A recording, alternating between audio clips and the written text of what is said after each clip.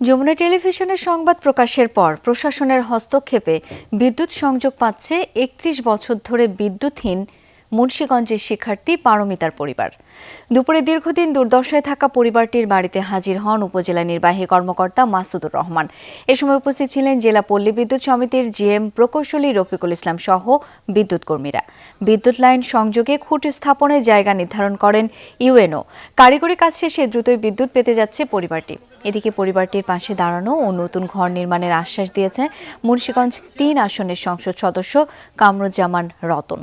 এছাড়া ছাত্র অধিকার, ছাত্রশক্তি ও বৈষম্য বিরোধী ছাত্র আন্দোলনের নেতাকর্মীরাও পরিবারটির বাড়িতে হাজির হয়ে খোঁজ খবর নেন। এতে খুশি ভুক্তভোগী পরিবারটি। প্রতিবেশীর বাধার মুখে বাড়ি নির্মাণের ৩১ বছর পার হলেও কুপির আলোয় জীবনযাপন করছে মুন্সিগঞ্জের মীর কাদিম পৌর এলাকার একটি পরিবার। গতকাল বিষয়টি নিয়ে দিনব্যাপী সংবাদ প্রচার করে যমুনা টেলিভিশন। আমাদের বাড়িতে ৩১ বছর ধরে বিদ্যুৎ ছিল না। পরে যমুনা টিভির মাধ্যমে এটা সবার কাছে আমি প্রকাশ করতে পারছি। এজন্য যমুনা টিভিকে আমি অনেক ধন্যবাদ জানাই। ইউনূস স্যারের এবং প্রশাসনের মাধ্যমে আমাদের বাসায় কারেন্ট আসার প্রক্রিয়া চলমান আছে এখনো। পারিবারিক জমি সংক্রান্ত কিছু বিরোধ রয়েছে, তো সেই বিরোধগুলো পর্যায়ক্রমে সেগুলো নিষ্পত্তির ব্যাপারে আমরা তাদেরকে সহযোগিতা করবো বলে আশ্বাস দিয়েছি। কিন্তু প্রাথমিকভাবে তাদের বিদ্যুতের যে সমস্যা, সেই সমস্যাটি আমরা আজকে সমাধানের ব্যবস্থা করেছি।